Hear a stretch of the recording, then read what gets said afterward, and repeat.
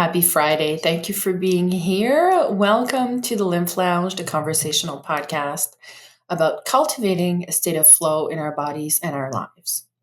So sit back and relax because today I am sharing with you my 4 What sheet, as well as an exciting special segment with some interview questions. If you are brand new, just a quick introduction. I am Genevieve Albert Mowini. I am a retired facialist turned lymph naturopath a few years ago. My business is the Lymph Initiatives, a well-aging and longevity institute where I specialize in helping women alleviate lymph congestion for optimal lymph drainage so they can regenerate faster and create optimal radiance and vitality naturally. For this week's episode, we are starting with the free resource this week, and then I want to share some interview questions with you. I was supposed to be interviewed 2 weeks ago for an event, and I was going to share the full interview here on this podcast, but it was canceled due to a family emergency, unfortunately, and now the event is past. But I got the questions with me, and I will be answering them for you on air. So that will make up for most of this week's episode. So let's go ahead and start with the free resource. So this week, I want to share with you a tool that I have used and I have shared with many, many clients over the years. One of the first steps of change is awareness, and it can often be the most difficult. So especially when starting to work with the lymph, whether it's lymphatic drainage, detoxification, or some lifestyle changes. It is normal to not quite be sure where to start or what to look for. And this is when this sheet comes in. It is called the 4 What reflection sheet. And it just helps get more clarity when we decide to take action, because it can oftentimes be overwhelming because there is so much we can do or so much we can change, but it doesn't mean that we have to do it all. And the 4 What reflection sheet can help zero in on what ultimately will be the most beneficial for you to focus on and get more awareness around that. And sometimes you may have to do multiple reflection sheets over days, weeks, or months. Sometimes one sheet is enough to get clarity.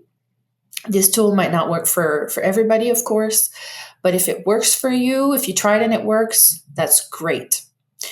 It is basically a page with 4 sections. The first one is what's working. Second one, what's not working. Third one, what needs to change. And then fourth one, what needs to happen for it to change. And you can just do a brain dump of what comes up. I find for me, I like to use it regularly, and it works better if I try not to overthink it too much. So you can get a free PDF copy of this sheet by joining the newsletter at lymphinitiatives.com/newsletter. And you not only get access to that PDF, but you also get access to a vault with all the past PDFs that I have been sharing since the beginning of the year.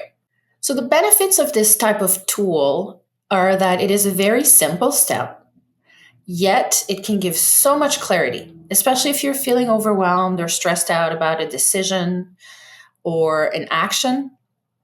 And like I said, especially with lymphatic health, it's all about flowing through life, free of constriction, free of resistance, right? So, maybe you've been working long hours, or you have a lot of responsibilities piling up, or you have a decision you have to make. And in times like these, it can be easy to get caught up in the moment and feel like there's no way out, or feeling like you have to push through and keep going, otherwise everything will fall apart. But sometimes taking a step back can be just what we need to regain our perspective and find a way forward. And I like to encourage people to take a proactive approach to feeling overwhelmed and stressed out.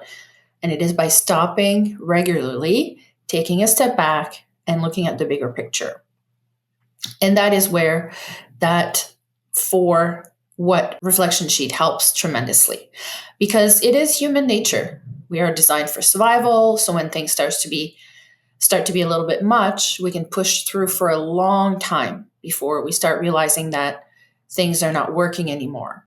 And this is why making the conscious act of stopping and taking a step back regularly can help us identify what's working, what's not working, what needs to change, and what needs to happen for change right now in our lives.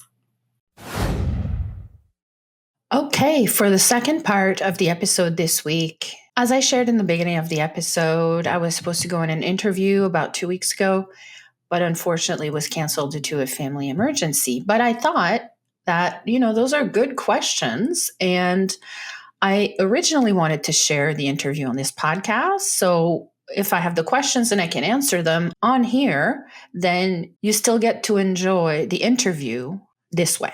So, first question. Can you explain the lymphatic system in simple terms for those who might not be familiar with it? This is a very good question, and it's a really good place to start. So, the lymphatic system is a critical part of our natural detoxification system. It actually doesn't work on its own. It works with 9 other drainage pathways, which are channels of detoxification to help remove waste, toxins, and other unwanted materials from our cells and tissues. It also transports lymph, a clear fluid containing water, fats, proteins, and white blood cells throughout the body, which helps keep the other systems into balance. You may hear the lymphatic system referred to as the sewage system of the body.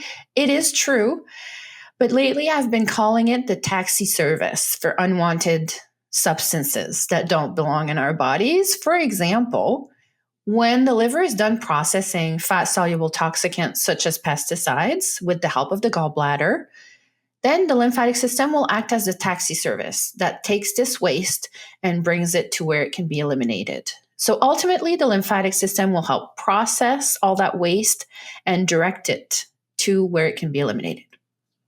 And that plays a big role in regeneration and also in detoxification so that all cells, organs, and systems can function optimally. And just picture, let's say, if the waste removal system of your city goes on strike. Every week, there's going to be garbage piling up at the end of your driveway and no one is picking it up. And yes, at the beginning, you might not feel a big difference, but if that lasts for weeks and months and even years, your whole environment can quickly become overwhelmed with waste. And it is hard to stay healthy in an environment that is not sanitary. So it's kind of the same idea in your body. It just helps keep everything in good repair, clean, and working at their optimal level. Second question. What sparked your initial interest in the lymphatic system, and how did you decide to specialize in this area? So my interest in the lymphatic system began during my training in oncology aesthetics in 2016, where I learned about lymphedema, a condition that affects many cancer patients because they often have to have lymph nodes removed. And the more I studied it, the more I realize how it plays a crucial role in just overall wellness and vitality. And I started wondering, why isn't anyone talking about the power of the lymphatic system for just overall wellness? And this inspired me to become a naturopath and specialize in lymphatic health, and to also add manual lymph drainage to my practice. Third question. What's one common misconception people have about the lymphatic system that you wish more people understood? And I love this question because a common misconception is that the lymphatic system can take care of itself without much help. We hear all the time, the body knows how to detox. You don't need it to do any specific or special things to help your body detox. It already knows how to do it. So unlike the circulatory system, the lymphatic system doesn't have its own pump, like the heart, to keep things moving. And it relies on things like movement, deep breathing, rebounding, vibration, frequency, and external factors like manual lymph drainage to flow properly. And those are all things that in our modern world are brushed off as not important because we don't feel something extraordinary when we practice those things. It's simply some basic actions we can take to support some basic lymphatic functions inside our bodies. It's nothing earth-shattering. It's really just basic maintenance. And without those simple actions, the lymphatic system can easily become sluggish, leading to a host of health issues. Fourth question.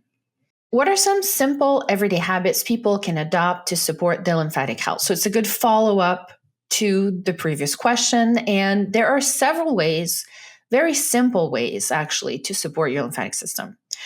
Regular movement, like walking or like light exercise or even stretching, can help stimulate lymph flow. As long as the muscle is engaged or activated, it can help move fluid. Things like dry brushing, castor oil packs, staying well hydrated with filtered and mineralized water at the appropriate pH, and practicing deep diaphragmatic breathing are also great ways to promote lymphatic health. Even something as simple as taking cold showers or alternating between hot and cold can improve lymphatic circulation because the expanding and constricting of blood vessels kind of massages the lymph vessels at the same time as well because they are so close together. Question number 5. Do you often get unusual or unexpected questions from clients about the lymphatic system? And if so, what's the common one? And yes, I do. There's often the same questions coming back, and it's normal. So I often get questions like, why haven't I heard more about this? This is a very common question. And they feel like because they haven't heard a lot about it, it must not be important, right? I mean, the fascia, when we think about it, which is a tissue that the lymph flows through, was only officially mapped 3 years ago in 2021. And I think it's mainly because it can not easily be seen when dissecting a body. It's a very thin membrane, and it kind of works in the background to help all the other system when it comes to the lymphatic system. So keeps us alive by supporting our body as a whole. It's crucial for wellness, and many people don't realize how directly it affects their health until they start experiencing mystery symptoms that no one seems to be able to fully help them with. And the lymphatic system often has those answers. So because it kind of works in the background, it can be hard to officially pinpoint. Question 6. What are some of the most notable benefits or improvements you've seen in clients after lymphatic drainage treatments? So the most immediate benefits clients often report are better energy, better elimination, better sleep, and a feeling of lightness in their body. What they might not see, but what I notice right away is the glow that they have. And many notice improvements also in their skin appearance and a general sense of well-being. And on top of manual lymph drainage treatments, of course, I always recommend as well low tox living and gentle detoxification, which can be achieved with a personalized plan, and that we do more during an assessment. So the two kind of like go together. Last question 7. If you could recommend one key lifestyle change to improve lymphatic health, what would it be? If I had to choose one, I would say regular movement is the most important, and it doesn't cost anything. Even a daily walk or even light stretching at home can make a big difference for lymphatic flow. So keeping active, even in small ways, is a simple yet powerful way to improve lymphatic health. So this is what I had for you today in the Lymph Lounge. I hope the 4 What reflection sheet will be of great benefit to you, and that you enjoyed those interview questions. And perhaps it answered some of the questions you already had, or if there are new ones that pop up, please share with me. It would be my pleasure to answer those questions on air. Again, this podcast is available on Pocket Casts, Apple Podcasts, and Spotify podcasts platform, as well as my own website, lymphinitiatives.com/podcast, in the form of a blog post, and also on YouTube. Make sure you go ahead and follow or subscribe and turn on notifications depending on which platform you are on. Also, don't forget you can leave me a rating or a review or even comment on the blog post and ask your questions there. Have a great weekend, everyone, and I will see you in the next episode.